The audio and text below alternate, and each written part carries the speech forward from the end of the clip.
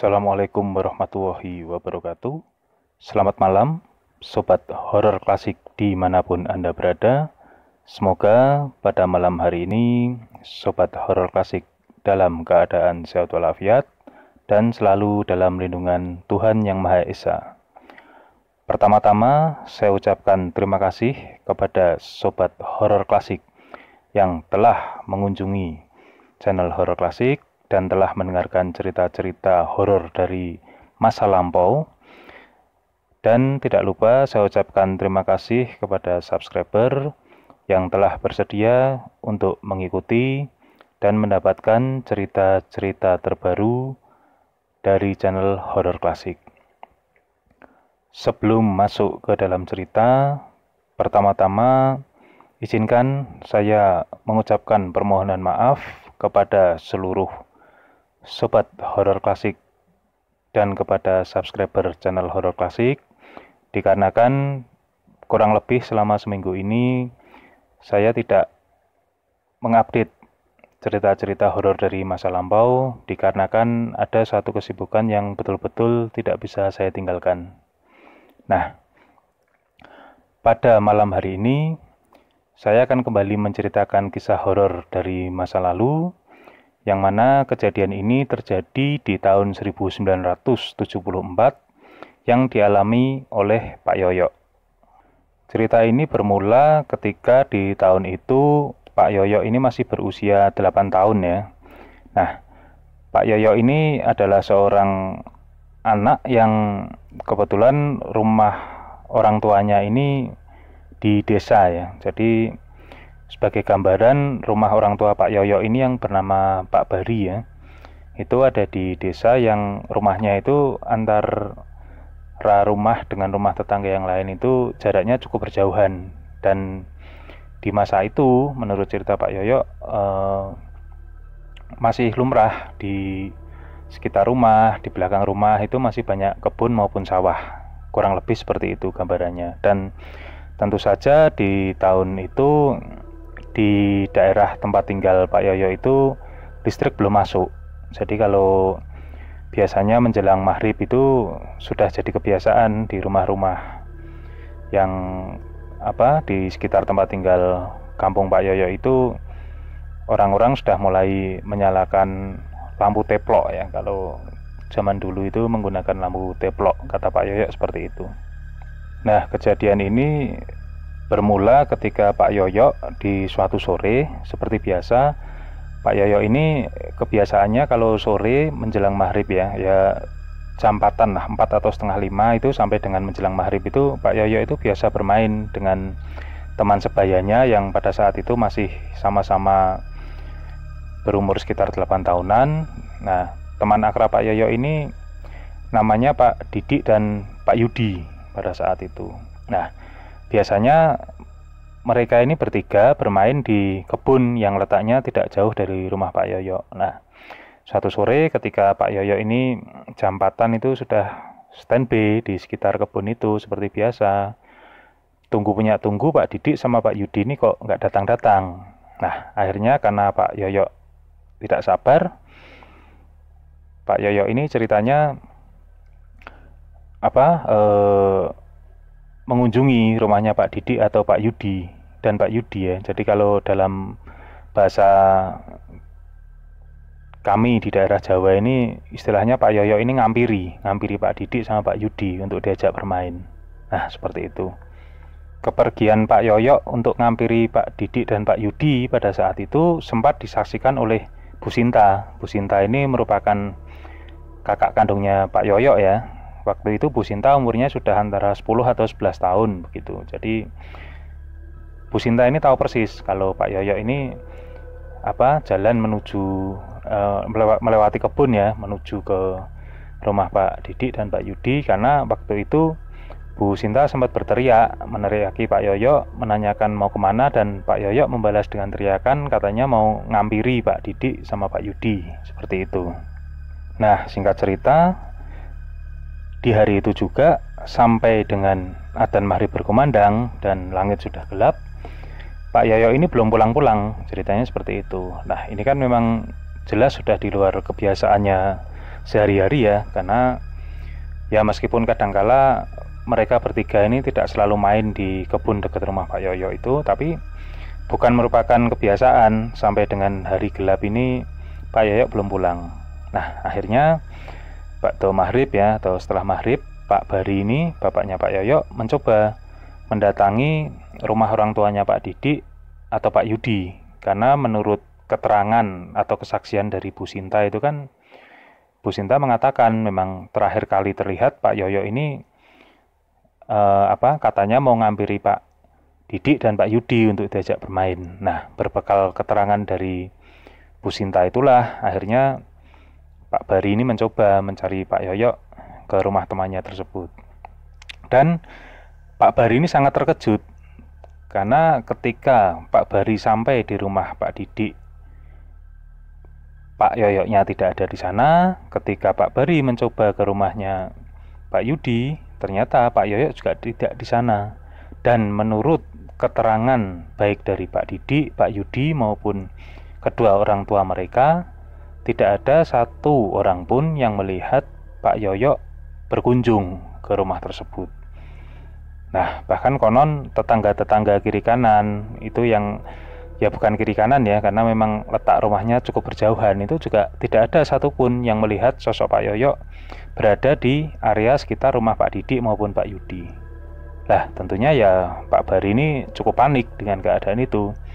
Dan kemudian Pak Bari ini mengabarkan hal ini kepada Pak RT, termasuk kepada Pak RW, dan kemudian berkumpullah warga-warga, terutama lelaki yang dewasa, di rumah Pak Bari untuk mendengarkan keterangan dari Bu Sinta maupun dari Pak Bari dan bersiap-siap untuk melakukan pencarian.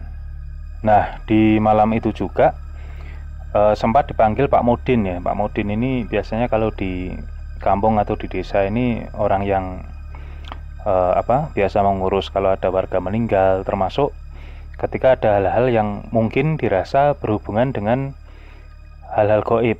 Karena pada saat itu keyakinan baik dari Pak Bari, keluarga Pak Bari ya terutama, atau maupun dari masyarakat sekitar, warga-warga sekitar, mereka meyakini bahwa Pak Yoyo ini digondol oleh makhluk halus atau jin yang biasa disebut WW ya, atau di beberapa daerah disebut juga WW Gombel seperti itu. Karena memang menurut mitos dari warga itu ya, memang jin yang disebut WW Gombel ini memiliki hobi menculik dalam tanda kutip ya, untuk menyembunyikan utamanya anak-anak kecil seperti itu.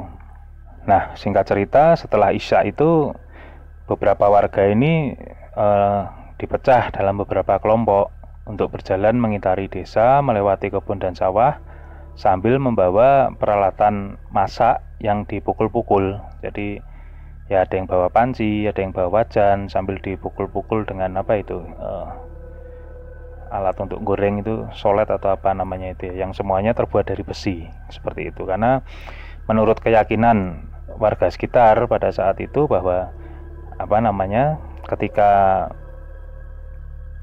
bangsa jin yang mendengar bunyi-bunyian yang dipukul secara bertalu-talu itu, konon pengawasan mereka kepada manusia yang pada saat itu sedang diculik akan mengendor, sehingga diharapkan bangsa manusia yang diculik oleh bangsa jin itu bisa terlepas atau terlihat oleh para pencarinya. Kurang lebih seperti itu keyakinan yang mereka anut pada saat itu.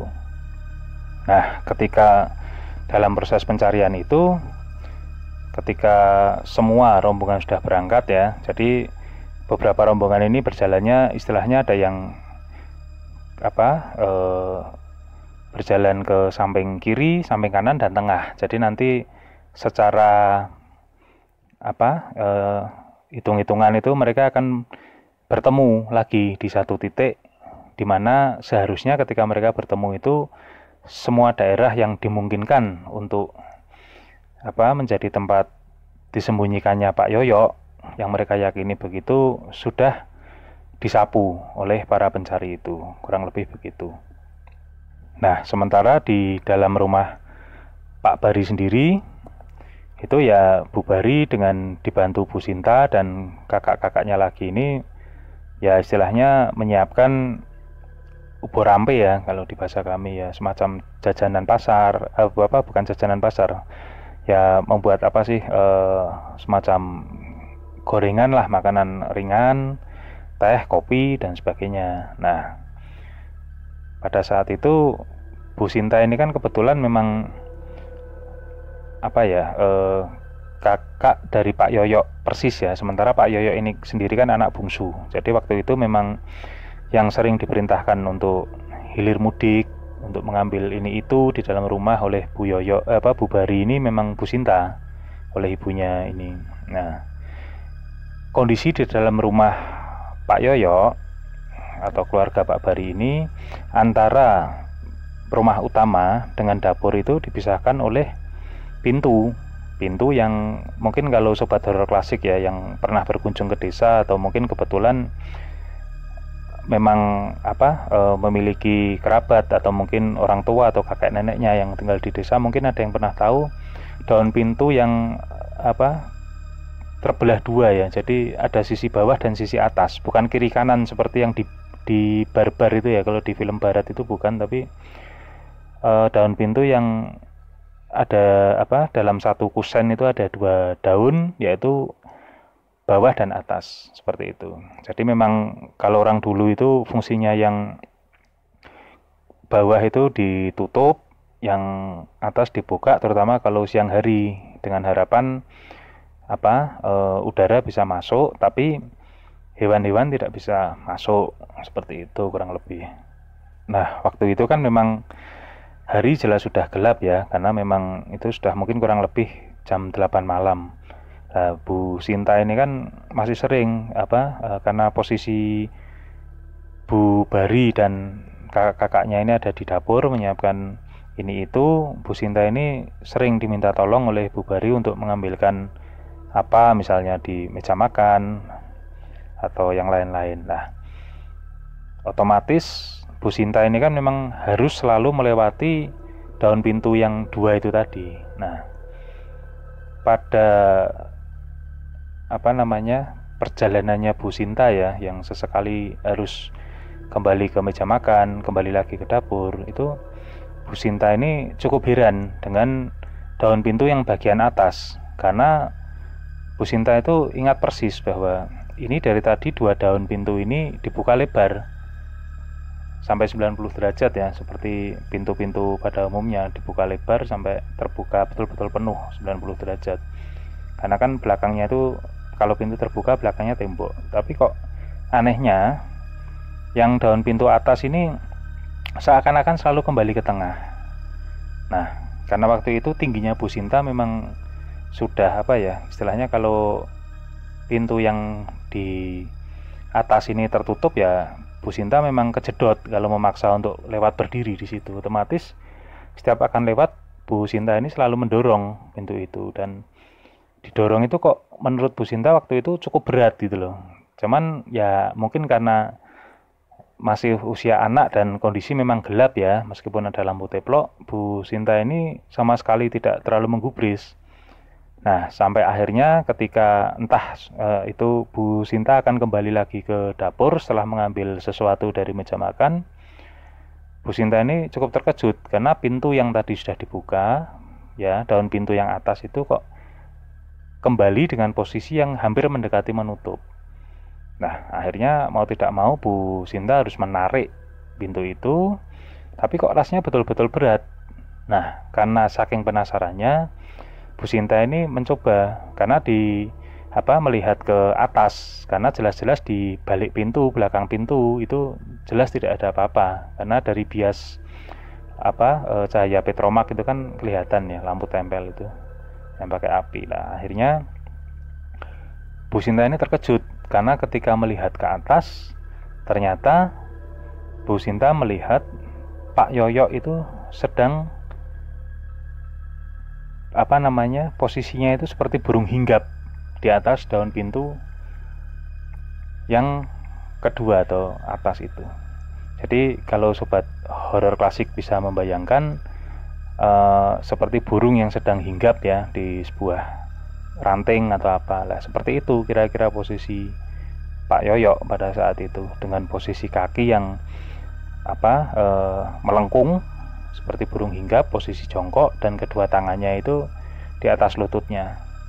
Nah, Bu Sinta ya otomatis menjerit keras sekali, berteriak-teriak karena melihat adiknya ternyata hinggap di atas daun pintu itu. Nah, teriakan itu didengar oleh Bu Yoyok dan Bu Bari dan kakak-kakaknya Bu Sinta yang lain, dan mereka bergegas mendekati sumber suara, dan mereka juga sama terkejutnya karena melihat Pak Yoyok ini betul-betul yaitu tadi nangkring atau hinggap itu di atas daun pintu. Nah, akhirnya kakaknya Bu Sinta yang paling besar ini diperintah oleh Bu Bari untuk keluar rumah mencari orang, kalau tidak ada segera memukul kentongan.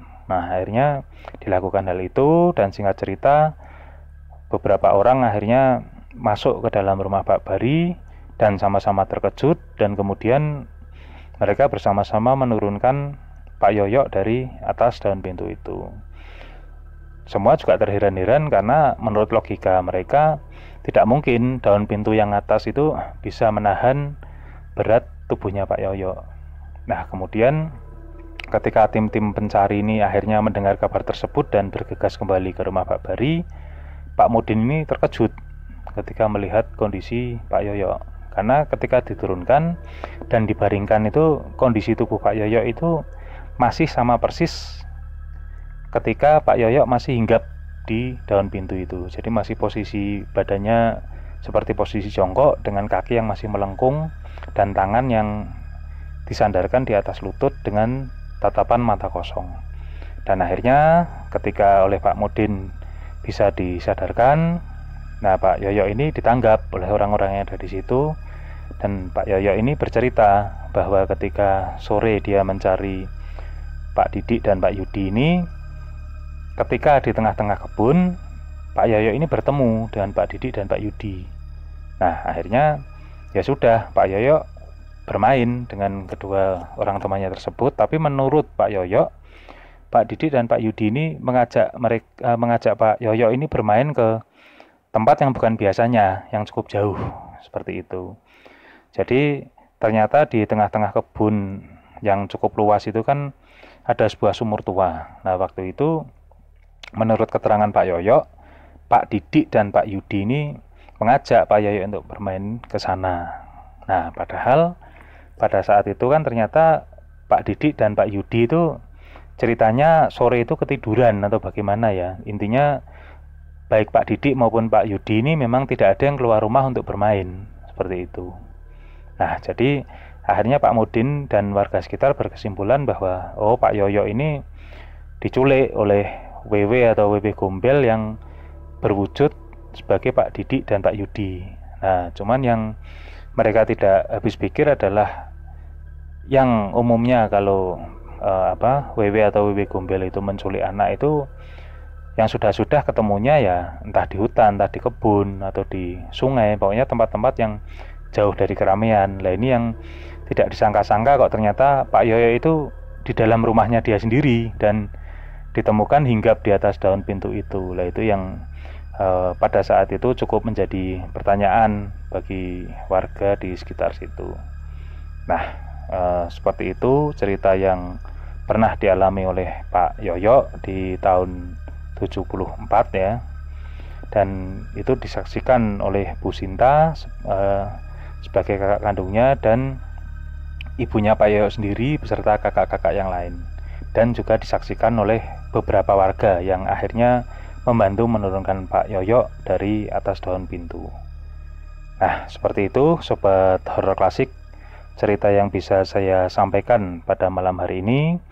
Semoga Sobat Horor Klasik bisa mengambil pelajaran dari cerita yang saya sampaikan ini.